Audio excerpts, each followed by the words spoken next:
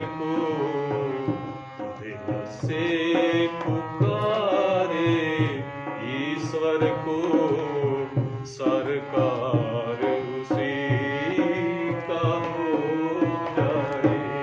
प्रभु के चरणों से सच्चा हो अगर प्यार किसी को हो जाए, चार शहर की बात है क्या, संसार उसी का हो जाए।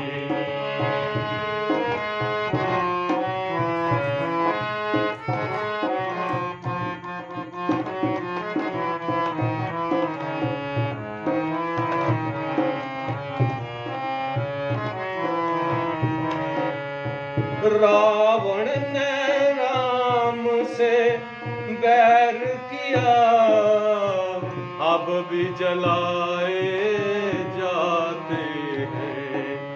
रावण ने राम से बैर किया, अब भी जलाए जाते हैं। सब छोड़ भीषण शरण गया, सब छोड़ सकल भीषण गया, सरकार उसी का हो जाए, सरकार उसी का हो जाए। के चरणों से सच्चा हो अगर प्यार किसी को, चार शहर की बात है क्या, संसार उसी का हो जाए, संसार उसी का हो जाए।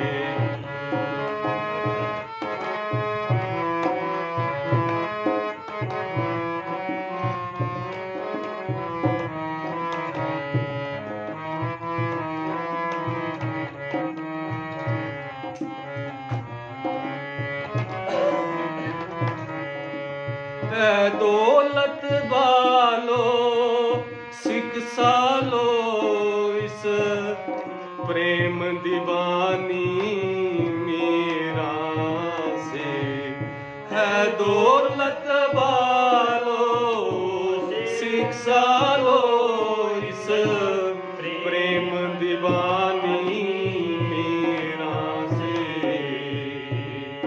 सब छोड़ सकल प्रभु शरण गया गई, सब छोड़ सकल शरण गए, घनश्याम उसी का हो जाए, घनश्याम उसी का हो जाए। प्रभु के चरणों से सच्चा हो अगर प्यार किसी को हो जाए, दो चार शहर की बात है क्या, संसार उसी का हो जाए, संसार उसी का हो जाए। सच्चिदानंद भगवान की जय, श्री सद्गुरुदेव महाराज की जय।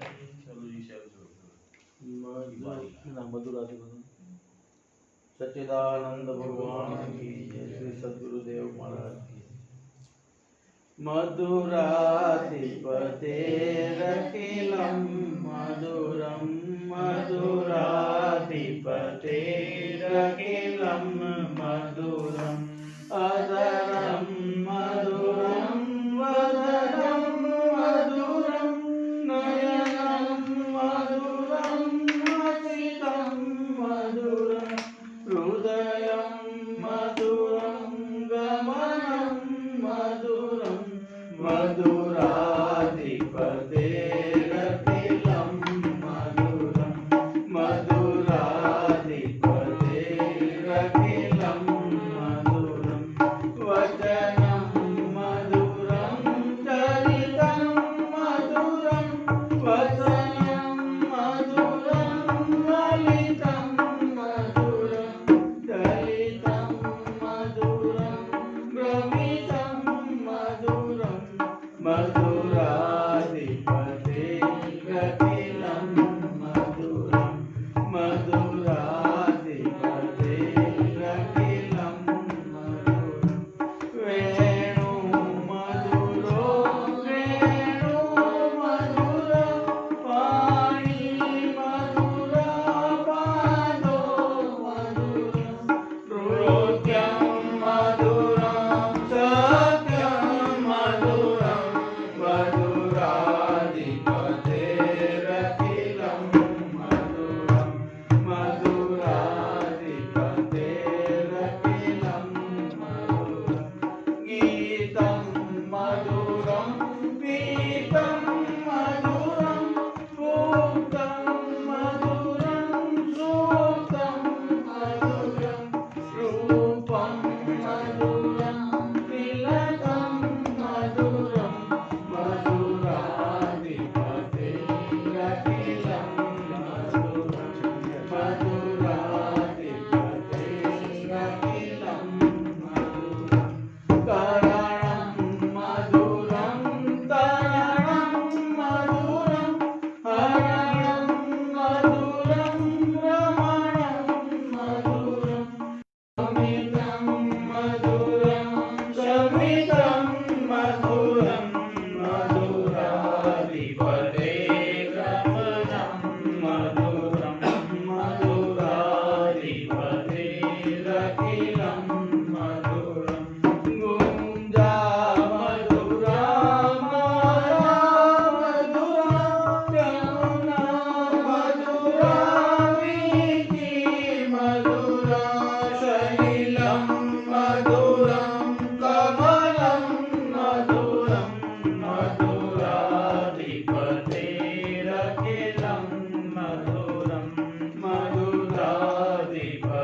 मधुराधिपतेरखिलं मधुरं गोपी मधुरा लीला मधुरं यूतं मधुरं मुक्तं मधुरं ईशं मधुरं श्रेष्ठं मधुरं अधिपतेरखिलं मधुरं मधुराधिपतेरखिलं मधुरं मधुरा गावो मधुरा यस्ति मधुरा सृष्टि मधुरा दलितं मधुरं फलितं मधुरं मधुराधिपतेरखिलं मधुरं मधुराधिपतेरखिलं मधुरं श्री सच्चिदानंद भगवान श्री सद्गुरुदेव महाराज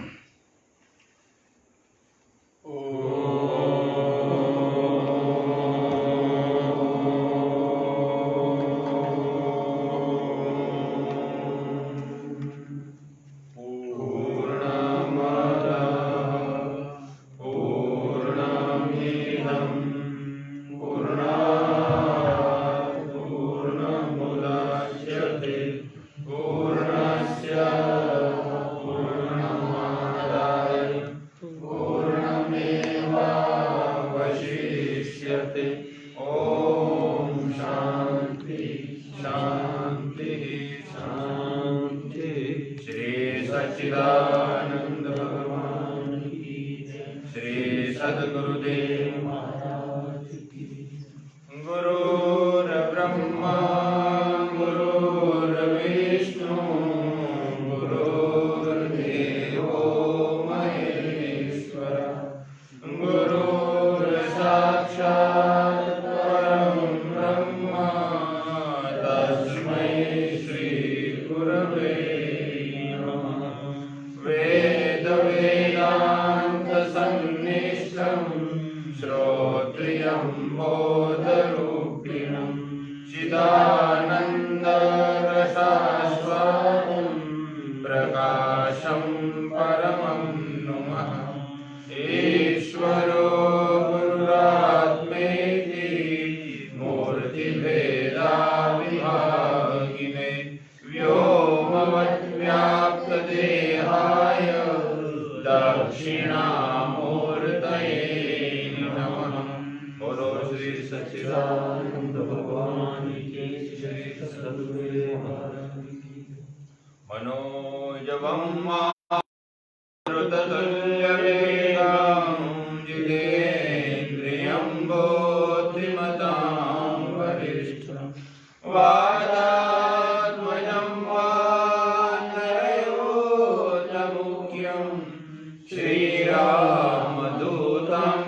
शरणं प्रपद्ये। नीलाञ्जनसमाभासं रविपुत्रं यमाग्रजं छायामार्तण्डसम्भूतं तं नमामि शनेश्वरम्। भारतीय साधना की धारा से सहज ज्ञान और सिद्ध मार्ग, इस प्रकरण पर महाराज जी ने कल हमको अलग अलग संप्रदायों के सिद्धांत, विशेष मार्ग का मूल धर्म कौन सा है, कठिन है सब याद रखना। लिखने के बाद हम रटे तो भी याद न रहे, ऐसी वंशावली कल हमने सुनी। मूल पुरुष का संकल्प बलवान, एकांत सेवन, भजन पाठ, अपने में रहने से इतना बड़ा विकास हो गया। उसी सिलसिले में पॉल ब्रेंटम ने अपने किताब में इसका जिक्र भी किया। खास करके कल हमने सत्संग में जो कुछ सुना, वो सुनकर एक बात स्वामी जी ने भी कल स्वीकारी थी, कहे थे, नाना पंथ जगत में। कहने का अर्थ है कि हर आदमी के पास एक पंथ है, हर आदमी के पास एक पंथ है। उस पंथ का समझना और समझ पर उस पर चलना, वो खतरे की घंटी के अलावा कुछ नहीं। लेकिन जो पंथ है वो पंथ का लक्ष्य परमात्मा की प्राप्ति है, उसके अलावा कुछ नहीं है। तो उसका हर कदम उस यात्रा के हिस्से में जमा हो जाएगा। उठना, खाना, करना, ये सब उसी खातिर, यदि लक्ष्य परमात्मा की प्राप्ति हो। इसलिए महाराज जी का जो कथन है, सत्संग है, बहुत गहरा होता है, समझना मुश्किल है, लेकिन सावधान मन से हम सुने। इसलिए कल जिस पर सबसे ज्यादा चर्चा चली थी वो शब्द था जागृति। जागृति पर दम जोर लगाए, हम जागे, हम सोए नहीं। और जागृति हमारी ऐसी है कि हमारा प्राण कहां से आ रहा है, कहां, उसमें ही हमारा ख्याल रहे, वहां ही हम रहे। तो दुनिया का कोई ऐसा तत्व नहीं जो हमको समझ में ना आए, कोई भी तत्व ऐसा नहीं। इसलिए पंडित गोपीनाथ जी ने हमको जगाने के लिए ऐसे ग्रंथ लिखे हैं। उस ग्रंथ में समझ में न आने से न आए हमको, इसलिए महाराज जी उस पर प्रकाश डालते हैं।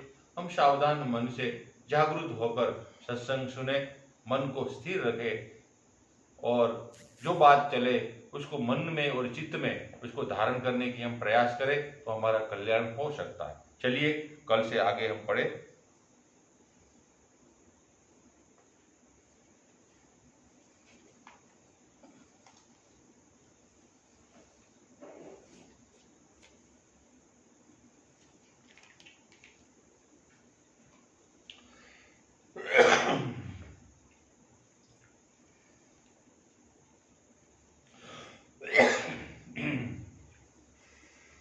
मध्य पथ में चलते चलते एक दिन जब काल चक्र अतीत हो जाता है, तब बिंदु स्थान के अधिकार पूर्वक महामुद्रा का दर्शन और तदनंतर निर्वाण पद प्राप्त करता है और जीवन में परम शांति पाता है। तब पूर्व अनुभूत जगत जाल उपसंहृत होता है। सभी दृश्य और पदार्थ जो अब तक उसकी दृष्टि के सामने अनंत रूप और अनंत भाव में उपस्थित होता था, वह सब आकुंचित हो जाता है और परमार्थ बोधिचित्त स्वरूप वज्रधर अवस्था की प्राप्ति होती है।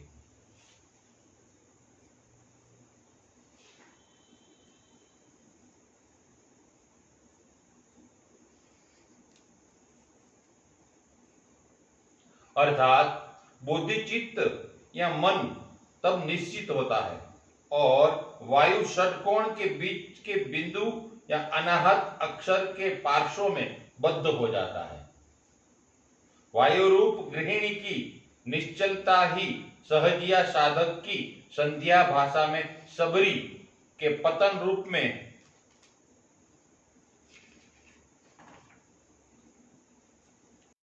उल्लेखित मन और वायु के स्थैर्य के साथ साथ विषय निवृत्त होता है, तब शबर या वज्रधर मेरु महाशुक के में वास करते हैं। पंचमंडल विभक्त उन्हें फिर आक्रांत नहीं कर सकता। जब वह अध ऊर्ध्व कमल या षटकोणात्मक महामुद्रा नामक जीन रत्न अर्थात चिदाकाश अवधूति द्वारा स्पृष्ट होता है, तभी उस महासुख अवस्था का विकास होता है। महामुद्रा का वर्णन, महामुद्रा का दर्शन और पांच आत्मक भोग अर्थात रूप रस आदि का आस्वादन रूप संसार एक साथ ही सिद्ध होता है। लेस मात्र जो भवसो भेवु न पण एक सहावे विरहत्य निर्मल महिजन। ग्रंथ का नाम कोई कठिन है। सहजिया साधक कहते हैं, वज्र कमल के संयोग से जो बोधिचित्त को वज्र पथ से अच्युत करने में शिव शक्ति के मिलन के फलस्वरूप बिंदु को ब्रह्मनाड़ी में चालित करके उसे स्थिर और दृढ़ कर सके हैं, वही परम योगी है। वही धर्म के यथार्थ स्वरूप को जान सकते हैं। इंद्रिय सुख में डूबे हुए व्यक्ति के लिए धर्म तत्व का ज्ञान दुर्लभ है। नान्यो इंद्रिय घर्षण लक्षण मुखा मीन विष्टा। बोधिचित्त या बिंदु ही सारी सिद्धियों का मूल है। वह पतित हो तो स्कंद विज्ञान मूर्छित होता है, सिद्धि नहीं प्राप्त होती है। जीव देह का कंकाल दंड ही मेरुगिरी है। जीव देह का कंकाल दंड ही मेरुदंड है, मेरुगिरी है। उसके बीच की शून्य नाड़ी ही गिरी गह्वर है। इस गह्वर में नैरात्म्य धातु का एकाधिपत्य है। आकाश इसी का नामांतर है। यहाँ आने से ही बोधिचित्त स्थिर होता है। वर गिरी कंदर कुहिर अगुतही अशुव चित्त यह। प्राण अपान की समतावश उस समय अपान निरुद्ध और प्राण भी निरुद्ध हो जाता है। अपान के निरुद्ध के कारण बोधिचित्त की अधोगति नहीं होती। प्राण के निरोधवश ऊर्ध्वगति भी नहीं होती, प्रवाह नहीं रहता। इसीलिए बिंदु स्थिर होकर अव्यक्त भाव धारण करता है। अव्यक्त भाव धारण करता है। बोधिचित्त चंद्र यहाँ सोमात्मक है, बोधिचित्त चंद्र यहाँ सोमात्मक है। जब वह विमल और स्थिर रहता है तब पूर्णिमा अमावास्या का ज्ञापक हो जाता है। उपमा दे के समझाया है, उनकी भाषा है। वो चीज बोलो तो जागृत चेतन, जागृत जागृत जागरूक है जो चित्त, वो बोधिचित्त, इसलिए वो बिंदु और बोधिचित्त एक ही पता है। अब चित्त का जो गुणधर्म है वो स्मरण है, वो स्मरण में जागरूक होता है। वो हमेशा वो जागरूकता वो समझाइए, हो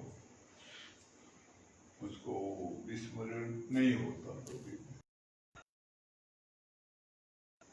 स्मृति है वो पूर्ण जागरूक हो गई।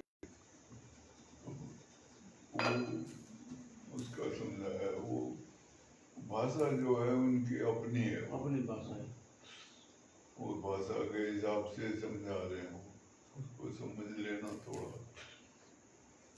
अब ख्याल रहे बराबर सत्संग में तो समझ आ जाता है, और ख्याल इधर उधर जाएगा तो फिर समझ में नहीं आएगा। अब ये सबकी जितने भी साधक हुए हैं उनकी सबकी अपनी अपनी भाषा है। बड़े जानकार जो हुए हैं उनकी अपनी अपनी भाषा है, उस हिसाब से उन्होंने वो शब्द गढ़े हैं। अब ये शब्दों के जाल में फंस गए तो काम खराब हो, समझ नहीं आएगी। लेकिन उसका सार अगर पता लगे तो ठीक है, ऐसा है।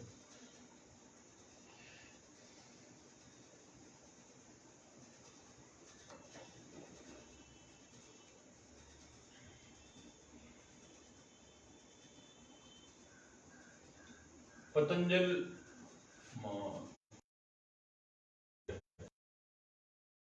है, ऐसा मैंने देखा।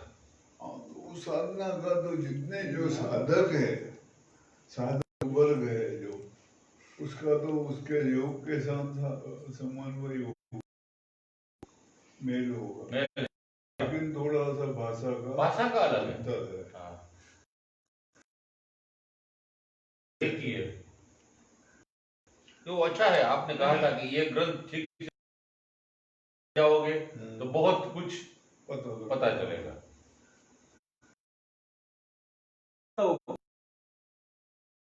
तुलसी बोला था ना, उसकी भी भाषा टोटली अलग है। वो अलग बात, सबकी अपनी अपनी भाषा अलग रूप में है। अब ये इधर ये राधा स्वामियों की भाषा अलग हो, वो निरंकारियों की अलग है भाई। अच्छा, वो कहते हैं ये आसमान है, ये धरती है, ये सब निरंकार ऐसा समझाते हैं।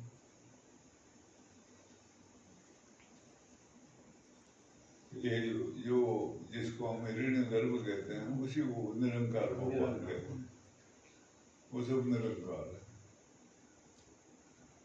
ये मरता नहीं, कटता नहीं, जलता नहीं, सड़ता नहीं, कुछ नहीं, उनका ऐसा। तो ये सच्चे सौदा जो नाम है हमारा, सच्चे सौदा, सच्चा सौदा ऐसा नाम है ना, तो उसका वो मतलब क्या लेते हैं वो लोग, सच्चे सौदे वाले? सच्चे ये तो राधा स्वामी का, अच्छा है, वही। राधा स्वामी के 5 नाम वही हैं सब सच्चे सौदे वालों को। बाकी वो अपने को अवतारी पुरुष मानता था।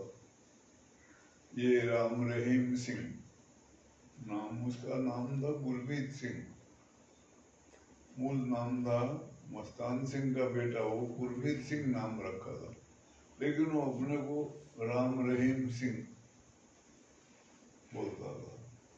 राम रहीम गुरमीत सिंह ऐसा नाम बोलता था। अब और अपने को अवतारी पुरुष मानता था, फिल्म बनाई तो अवतार दिखाया अपने को। ओ माय गॉड, क्या नाम? ओ माय गॉड, हाँ, message of God, messenger of God. वो ओ माय गॉड नहीं, messenger messenger of of God. God. ऊंचे बना। उसको जमीन फाड़ के निकलता था। शेर के मुंह में आग पा के दांत गिर देते। और वो लोग इनके जो अनुयायी थे वो टिकट ला के लोगों को देते थे, चलो देखो पिक्चर वो फिल्म देखने के लिए ले जाते थे। तो ऐसा चला था। अब वो ऐसा है, अति होती है ना, वो सर्वत्र वर्जित है, इसलिए लिखा है कोई भी कार्य अति में आ जाएगा तो खराब होगा। तो वो अति में आ गए, भूल गया वो सब। भजन पाठ कहाँ उसमें रहेगा, वो सब बाहरी चमक दमक में हो गया। उसने कहा लोग मेरे को अवतार मानेंगे। गुरु गोविंद सिंह के जो वस्त्र थे, ऐसे वस्त्र बनाए उसने, माफ नहीं बना। कल की कुल की पहन के। बहुत विरोध हुआ बाद में। हाँ, उसमें विरोध किया उन्होंने, बहुत हुआ। अपने को अवतार मानता था वो। तो वो जेल में अवतारी कर रहा, कैदियों को तार है हमारा।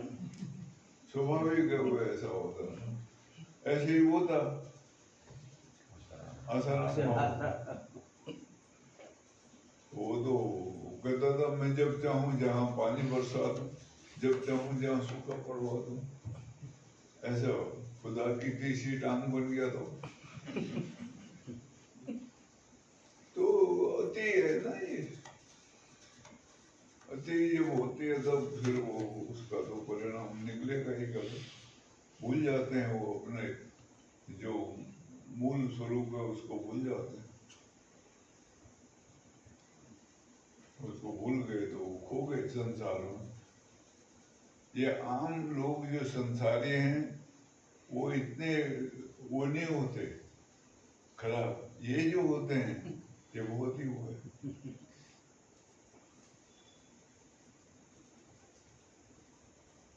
इसलिए कहा है मनमत मिले हजार, न मनमत मिले ने एक, चाहे निगुरा मिले हजार। एक मनमत के ऊपर लक्ष्य चौरासी का भार।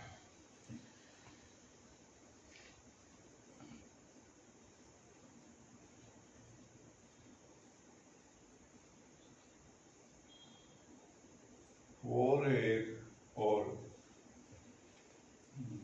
इससे संसारी भला सदा रहे डरता।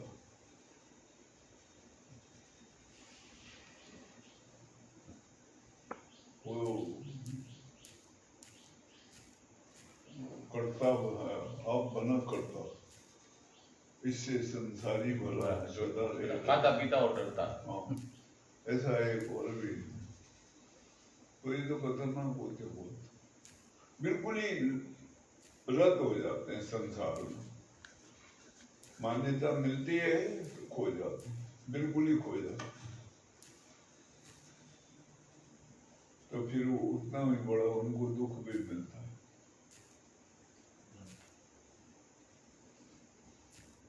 अब मान्यता मिल जाती है पिछले जन्मों के पुण्यों से भी। अब पिछले जन्म के पुण्य तो होंगे अभी तो इतना तब वो उसके घर में पैदा हुआ और उसके घर में सब पढ़ाई लिखाई वगैरह वहां से हुई, पालन पोषण हुआ पड़ा। लेकिन वो ज्ञान की कमी की वजह से वो उस लायक नहीं था। अनअधिकार चेष्टा उसको कहते हैं, अनअधिकार चेष्टा करना। इसलिए जो जानकार है वो ख्याल रखते हैं। गुरु नानक देव ने अपने पुत्र को गद्दी नहीं दी, उसको बोला तो इसे लायक हो जाएगा, अपनी गद्दी बना लेना। ये गद्दी का अधिकारी वो होगा जो इस लायक होगा। उन्होंने वो लहणा भगत को गति थी। हालांकि बहुत कम दिनों का दीक्षक था वो, बहुत कम दिनों का। ओ, हाँ, 2-3 महीने का दीक्षित था, लेकिन वो वैष्णो देवी का भगत था। हाँ लेना जो था वैष्णो देवी का भगत था, अंगद देव। वो तो इन्होंने उसको गले लगाया था, इसलिए उसका नाम अंगद देव पड़ा। वो अपने बेटे को बोला, बेटा ये तो गद्दी गुरु गद्दी है, ये जो इसके लायक होता है उसको दी जाती है, हर एक को नहीं दी जाती। तू इस लायक हो जाएगा, वो अपनी गद्दी बना लेगा। तो वो उसको वो कहते हैं ना, वो भाव अनक अन्न आलसु नाम जपत मंगल दस दिशु। वो अनक आ गई वो। तो वो चले आए और यहाँ भाट साहब जगह के पठानकोट के पास, अभी तो आर्मी का है वो गुरुद्वारा है वहाँ अभी, वहां पर बैठ के उसने साधना करी 40 साल। ये उदासी पंथ उन्होंने चलाया, और ये उदासी और सिख संप्रदाय एक ही है ये। अच्छा, हाँ जो सिद्धनाथ के बाजू में आश्रम है उदासीन। हाँ, ये ग्रंथ, इनका मूल ग्रंथ ग्रंथ साहब ही है। अच्छा, उदासी भी उसी को मानते हैं। ये बेदी बेदी जो जाति है, बेदी, बेदी, हाँ। ये ज्यादा उदासी होंगे। अच्छा,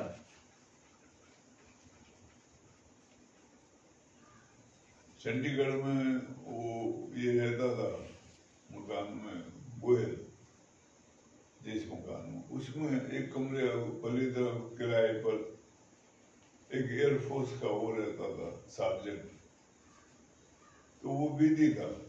तो उसके घर में श्रीचंद बाबा की फोटो लगी हुई थी और नानक देव जी की इकट्ठे, तो वो धूप लगाता था उनको। तो मेरे को घर में उसने भोजन कराया अपना, सिख था हो जाता वैसे, भोजन कराया। वो मानता था उदासी पंथ, श्रीचंद बाबा कहते हम उदासी हैं, बेदी हैं। तो वो भोजन के लिए एक दिन बोला उसने, मेरे पास भोजन करना आपने। मैंने कहा अच्छा। तब मैंने देखा तो मैंने कहा उदासी हो, कहता हम उदासी हैं। तो वो फिर उसने बताया मेरे को, मानते ग्रंथ साहब को ही है, और गुरुद्वारे में जाते हैं मत्था टेकने के लिए, और डेरे में भी जाते हैं, उदासियों के डेरे जो है वहाँ भी जाते हैं, और जो संत हैं वो उदासी होते हैं, उनको मानते हैं। इनमें भी अभी 2 बन गए खास, एक जूने उदासी है, एक नवे उदासी है। ओ हो जा, एक अभी और है, उसको कार्सनिक कहते हैं। कार्सनिक, कार्सनिक उदासी, वो कृष्ण को मानते हैं। कार्सनिक जो है वो कृष्ण को मानते हैं। वृंदावन कार्सनिक, कार्सनिक के लिए कार्सनिक उदासी है, बहुत है, निर्वाण होते हैं, वो काले कपड़े पहनते हैं। ये रमन रेती वाले को गुरु कासनी बोलते हैं। तो रमन रेती में जो आश्रम नहीं हम लोग गए थे, हाँ वो गुरु कासनी बोलता है उसको। हाँ, वो गुरु शरणानंद जी। गुरु शरणानंद जी, गुरु शरणानंद। उदासी है, हाँ वो उदासी है ना, गुरु उदासी कासनी है, शरणानंद। नए उदासियों में से। हाँ नए उदासी, कपड़े लाल पहनते हैं। हम जूनागढ़ गए थे एक आश्रम में, वहाँ काले कपड़े पहनते थे महात्मा। हाँ, वो निर्वाण कहलाता, हाँ, उदासी होते हैं। इसके निर्वाण उदासी। इसके घर शेरा तक पानी पीने के लिए जंगल में था। और जो कार्सनिक होते हैं वो कृष्ण को मानते हैं। तो गुरु शरणानंद जी उदासी हाँ, मत वो करो। अच्छा। वो जहाँ तुमको भेजा था मैंने, वहाँ क्या नाम, गंगोत्री, हाँ नीचे वाला लक्ष्मण दास जी महाराज। लक्ष्मण दास। रात को तो मैं गया था, हाँ। वो नहीं मिला, बाद में आया। हाँ वो नहीं मिल पाए, तो फिर दूसरे दिन में नहीं गया, फिर चढ़ना उतरना पड़ता था। बहुत लोग। तो मैंने उनको भेजा, जाओ। मैंने कहा अच्छा महात्मा। हाँ अच्छा उदासी मान लक्ष्मण वो दास कोई उदासी थे।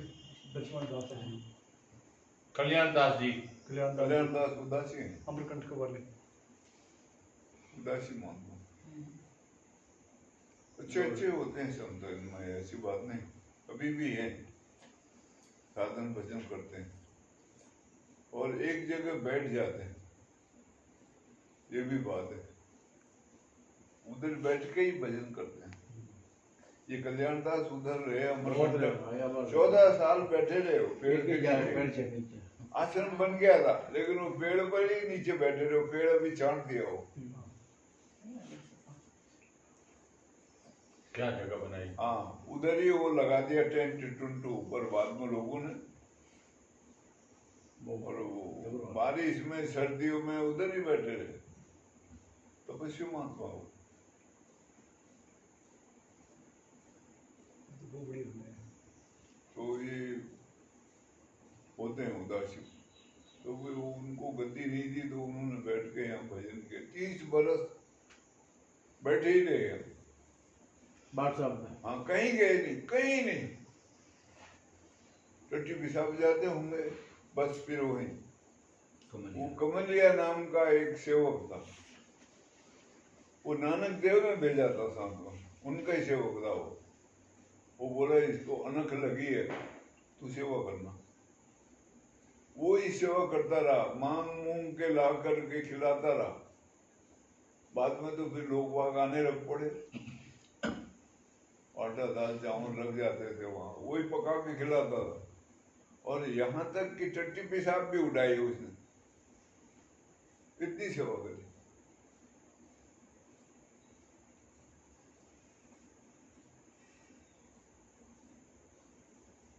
वहां कभी जाओगे अमृतसर दरबार साहब मत्था टेकने को, जब आओगे यूं मुड़ के लक्ष्मण तो देवी वल्ली तरफ एक छोटी जगह आएगी, लक्ष्मण देवी वो बुड्ढा बाबा का वो है वो स्थान, वो नानक देव की सेवा में थे, बुड्ढा बाबा नाम था, नाम ही बुड्ढा बाबा था, और वो तब से लेकर अर्जुन देव जी तक रहे वो। अर्जुन देव जी उनके पास गए थे,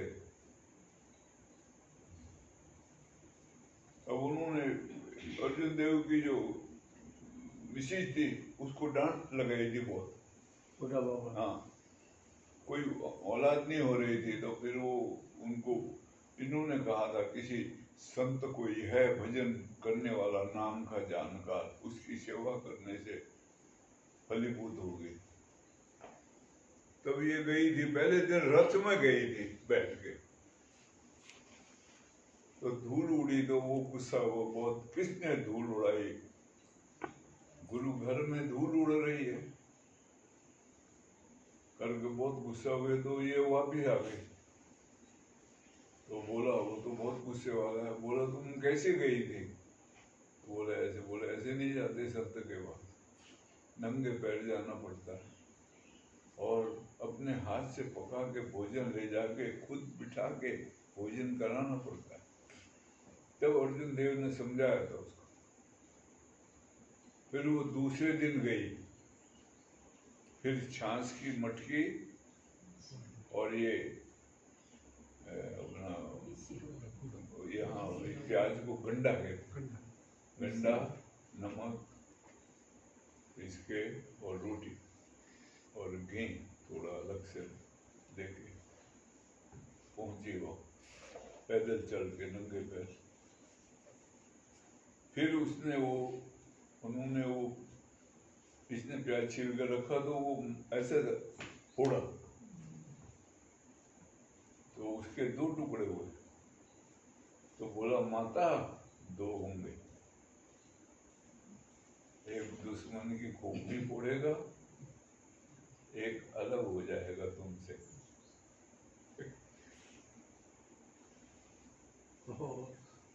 तो वो छाछ पी और वो रोटी खाई, वो प्याज के साथ, ज्यादातर उस टाइम प्याज से रोटी खाते थे लोग, ये इन्होंने भी प्याज से ही खाई है, वल्लभाचार्य ने।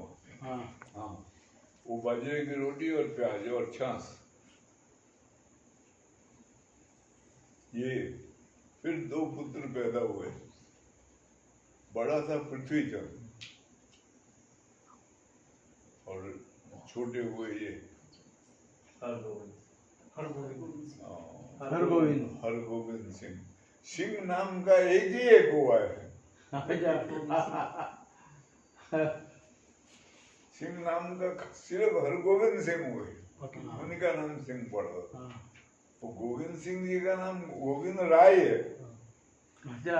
हाँ, इनका जन्म पटना में हुआ। बिहार में। इनका नाम गोविंद राय है, पटना से आए थे। ये प्रचार करने के लिए तेग बहादुर महाराज आसाम गए थे, क्योंकि पहले नानक देव आसाम होकर आए थे। आसाम का राजा नानक देव का शिष्य था पहले, इसलिए आसाम में मिलेंगे सिख बहुत। मनमोहन सिंह वहां का है। हाँ, ये मनमोहन सिंह उधर का है। वेस्ट बंगाल का। यही वही अभी वो उन्होंने आसामी औरतों से शादी कर ली है, तो खसिये हो गए वो। आसाम की जो जात है वो खसिया जात कहलाती है, खसिये सिख कहते हैं। बड़ी भारी है। वहां पर आसाम में मिलेंगे। वो उनका शिष्य था नानक देव का, उसका नाम शिवदास या शिवचरण कुछ ऐसा नाम था। उसमें आएगा कविराज की पुस्तक वर्णन मिलेगा। तो उस टाइम ये यहाँ इसको छोड़ गए थे अपनी स्त्री को पटना में, तो वहाँ गोविंद सिंह का जन्म हुआ।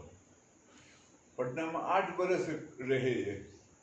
वहाँ वो जो गंगा बहती है उसके किनारे एक छोटा गुरुद्वारा है, उसको कड़ा साहब कहते हैं। अच्छा। हाँ, इन्होंने अपना कड़ा गंगा जी में डाल दिया था। हाथ में कंगन पहना हुआ था, तो वो एक गिर गया गंगा में। तो वो जो सेवा में रहता था उसने कहा कैसे गिरा, तो वो निकाल के ऐसे गिर गया, वो भी फेंक दिया। तब वहां पर वो फिर अभी गुरुद्वारा बनाया, छोटा सा कड़ा साहब कहते।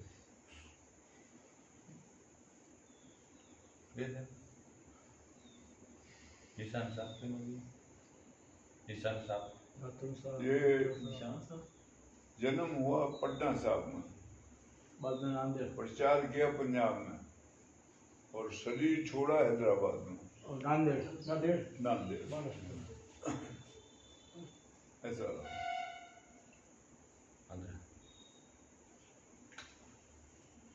महाराष्ट्र में ये जो तलवार है वो ऐसी कहानी है। वो तलवार वो नैना देवी ने दी है उनको। वाह। हाँ, ऐसी कहानी है। देखने लायक है, आनंदपुर में है। वो जागृत करी थी, देवी प्रकट हुई और उसको बोला हिंदू धर्म की रक्षा करनी है, वो तलवार दी। वो 20 किलो की तलवार है वो। अभी है आनंदपुर में, रखी हुई है। उसकी पूजा करते हैं। हम तो गए थे दर्शन करने। अभी ये नहीं बोल। आप आ रहे थे? वो सब शस्त्र रखे हैं वल्ली तरफ है वो गुरुद्वारा, तो सब शस्त्र रखे हैं, उसी की पूजा करते हैं, वहीं पर पाठ करते हैं। जोरदार बनाया हलवा। ऐसे तो कोई उठा नहीं सके, इतनी भारी है वो। वो एक हाथ से न चाहते थे मारते। वीर पुरुष महापुरुष थे महाराज, सब कर सकते भाई। 6.25 फुट लंबे थे।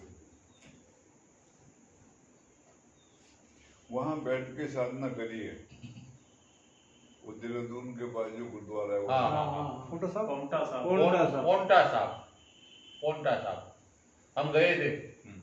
हाँ, मैं वहाँ 3 बार गया। मेरा हमारा भी संस्कार में सरदार से होगा।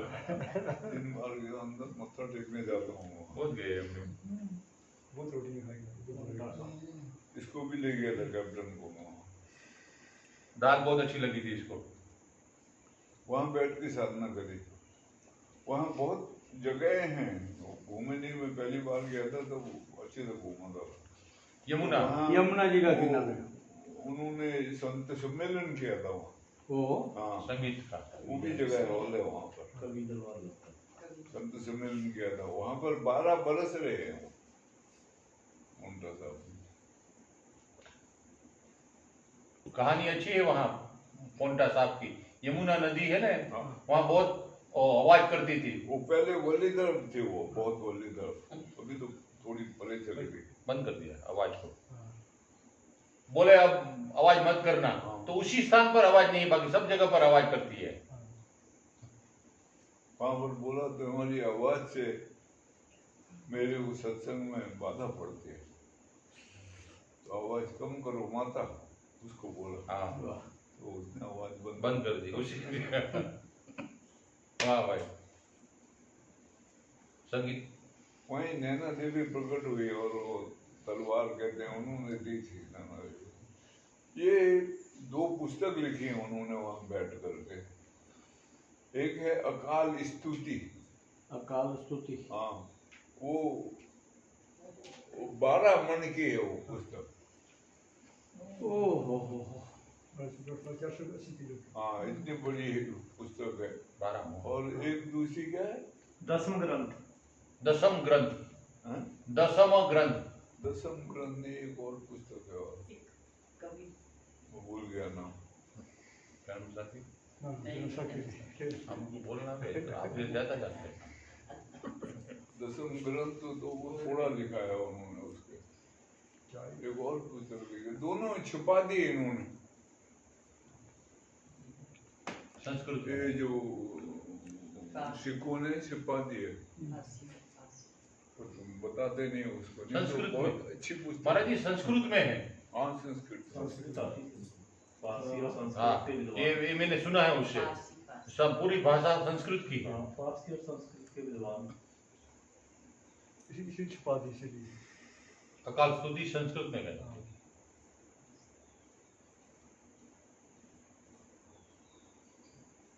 एक और कुछ एक ग्रंथ है यार, मैं भूल गया ना, सागर नाम कुछ।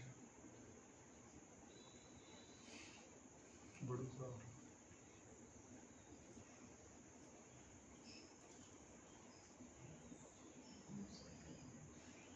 और भी एक ग्रंथ है, अच्छा, गोविंद सागर है या कुछ नाम है ऐसा, मैं भूल गया। गुरु सागर। गुरु सागर।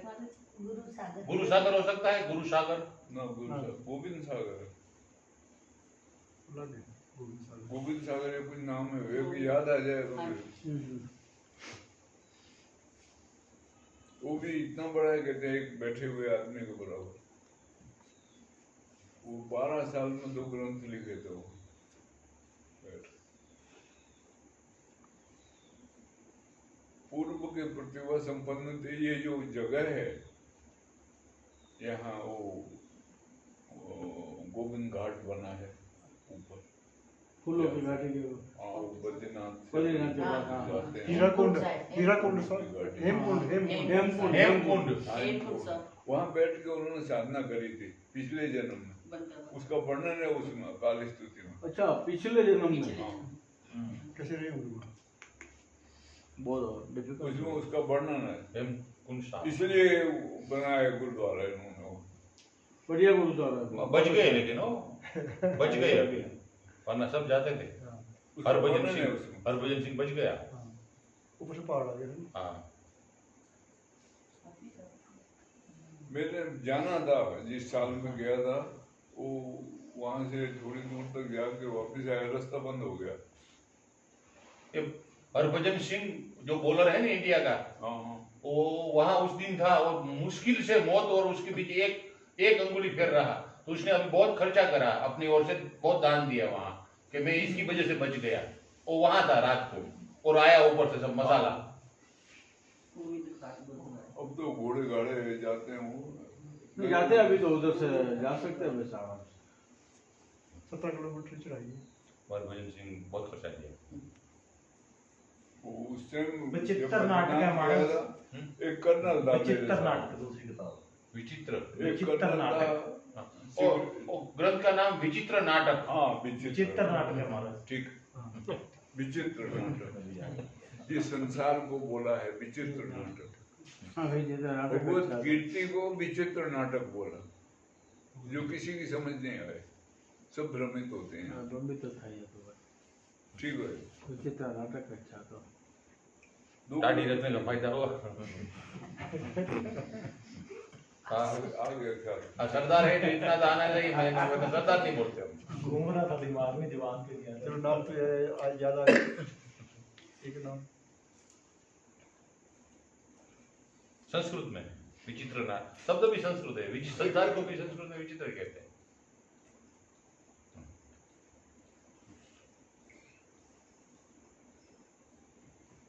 विचित्र नाटक और अकाल स्तुति 2 ग्रंथ लिखे थे। वो 10वीं ग्रंथ में तो वर्णन लिखा है, यही ग्रंथ का वर्णन लिखा है। ये एक यहाँ से राम राय करके हुए हैं, वो श्री कृष्ण राय के बड़े भाई थे। वो गुरु गद्दी में बैठ गए थे तो उनको स्वीकार नहीं किया था। वो फिर यहाँ से चले गए थे। उन्होंने मुगलों का वो करा था, हेल्प करी थी औरंगजेब के। तो वो फिर सब संगत खराब हो गई थी, एकदम भाग गए थे वो, नहीं तो मार देते। वहां भी वो मार दिए थे। गुरु गोविंद सिंह उनको मिलने गए थे, लेकिन वो उनको जला रहे थे, उनके अनुयायी मार दिए थे। वो देहरादून चले गए। देहरादून में अभी भी स्थान है उनका एक मेला लगता है, झंडे वाला झंडे वाला मेला। मैंने उनके वो जो खानदान उनका चलता है, उनके नौकरी करी हुई है। हाँ, होटल उनके ऑफिस में दिल्ली में भी है, क्लर्क का काम किया हुआ। दिल्ली में भी है। तो उस टाइम वो सस्ते जमाने में वो ऑफिस का खर्चा होता था 26,000 रुपया महीना, और रसोई का खाली रसोई का वाह 26,000 रुपये महीना होता था। वो मेहमान लोग बहुत आते थे। अभी भी उनका काफी खानदान है, वो राम राय का खानदान राम राय चलता है। उस तरफ उसको बहुत मान्यता है। वो पूरा देहरादून इनके साथ संगत चली गई थी बहुत सारी, वहां जाके बसे फिरी है। वो औरंगजेब ने दी थी वो जगह, औरंगजेब की हेल्प। छोटे भाई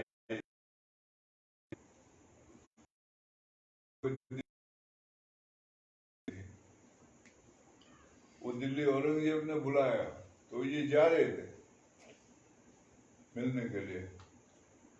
तो वो संगत ने बोला, महाराज जी वो तो महापापी है, और ऐसा सुना है संत के दर्शन से पाप धुल जाता है। तो उसके पाप अगर आपने धो दिए तो उसको सजा कौन देगा? तो वहां से वापस लौट आए।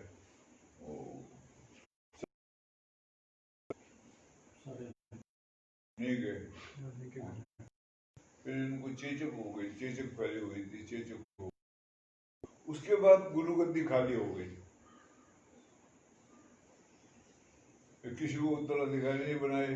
फिर ये तेग बहादुर जी बकाला बाबा व्यास है, उससे थोड़ा आगे जाके एक अलग रास्ता जाता है यहाँ से गुरदासपुर से। अच्छा। वहां से आगे है बाबा बकाला, वहां गुरुद्वारा है बहुत बड़ा अभी। तो वहां पर गुफा थी बड़ी, वहां साधु संत रहते। वो एक प्रकार की तपोभूमि थी उस जमाने में। बहुत से साधु महात्मा थे वो। तो वहां पर तेग बहादुर रहते थे। ये थे पुत्र हरगोविंद सिंह जी के, छठे बादशाह इनके पुत्र थे। लेकिन जन्म से बैरागी थे, सबसे बड़े बैरागी हुए हैं। हाँ, तेग बहादुर जी। हमारा जो मूल स्थान है आनंदपुर साहब, वहां तेग बहादुर की बड़ी महिमा है। अलग से पुस्तकें कई लिखी हैं, क्योंकि ऐसा रहा है उनके मूल में। पूरी से जुड़े हुए थे, यहीं के थे वो, धुरी के। तोतापुरी वहाँ। हाँ, धुरी के रहने वाले, संन्यास में चले गए।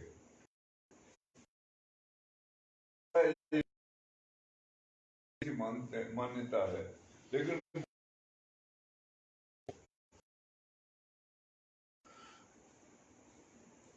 तब ये वहां चले गए, जन्म से बैरागी थे, वहां बैठ के भजन पाठ करते थे। तो एक व्यापारी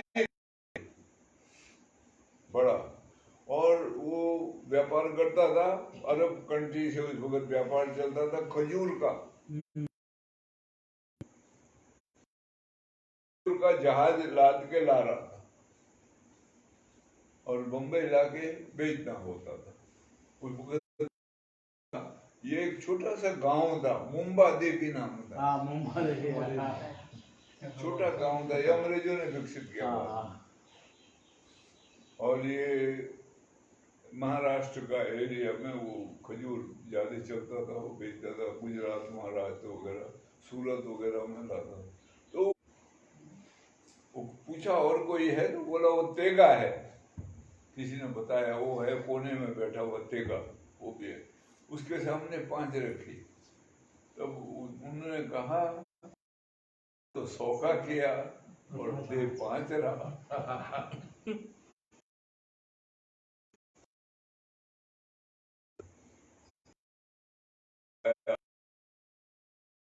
गुरु लव लिखेगा,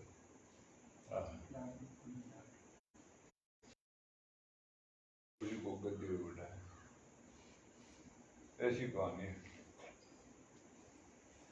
फिर इनको फिर पता लगाया तो ये छठे गुरु हरगोविंद सिंह के लड़के लिखने, तब से वहां बैठे हुए थे।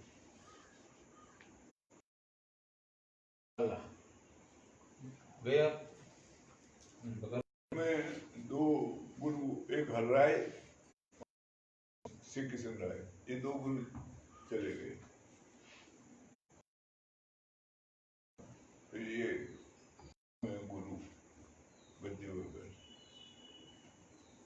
छोटी गुरु चले गए, हरकृष्ण राय साहब।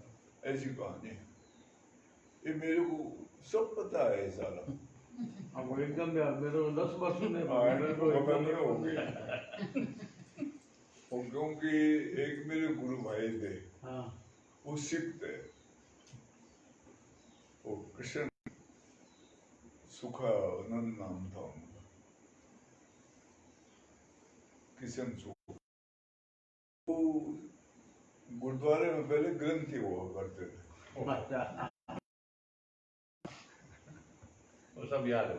हाँ, वो फिर वहां से पहले यहाँ गए, राधा स्वामी में 1 साल यहाँ रहे। वो एक व्यास में वो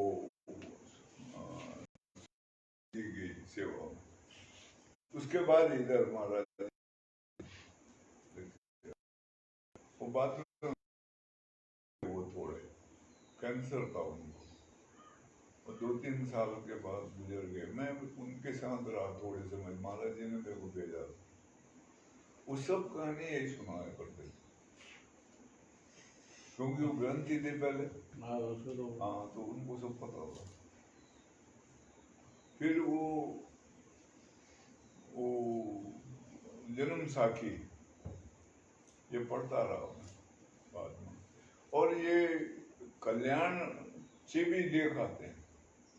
हाँ, कल्याण में। हाँ, कल्याण में वही गुरु परंपरा की पूरी एक स्टोरी आई थी, वो मैंने पढ़ी थी। ये इसकी वजह से आज हम हिंदू कहलाने लायक हैं, बच गए थोड़े यहाँ। नहीं तो जहां जहां से इस्लाम गुजरा सब मुसलमान हो गए। फिर भी पंजाब में और सिंध में उधर सब जाते मुसलमान हो गए, इसलिए पाकिस्तान बना इधर ही।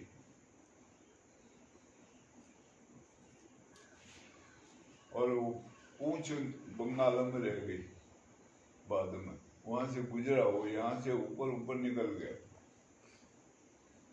फिर बंगाल से गुजरा, इसलिए बंगाल में मुसलमान जाते। उत्तर प्रदेश में मुसलमानों के राज रहे जाते, ये अवध वगैरह ये सब इनके नवाब थे। ये सब लखनऊ में नवाब था, अवध का नवाब था, रामपुर का नवाब था, शाहजहांपुर का नवाब था। ये सब नवाब होते थे।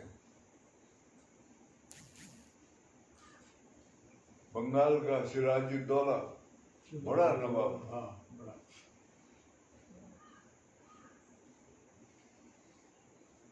वो आमिर खान उसी का वो था। यहाँ भारत के 2 गद्दार मशहूर हुए हैं, एक ये आमिर, जयचंद। एक जयचंद, जयचंद, हाँ। आसमानी दोनों। जिन्होंने आमिर ने अंग्रेजों की मदद करी, जयचंद ने मुसलमानों की। पृथ्वीराज वाला था, पृथ्वीराज। इस संस्कृति को बचाने के लिए ये महापुरुषों ने अपना बलिदान दिया।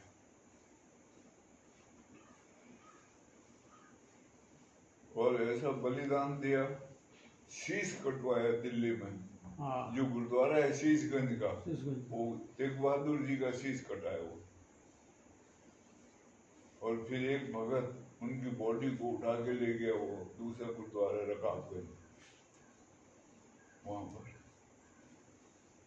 जहाँ पर उनका बलिदान हुआ, शीश यहाँ पर काटा। चांदी बाजार, चांदनी चौक, चांदनी चौक। गया हमें दोनों जगह। बीज हुई तो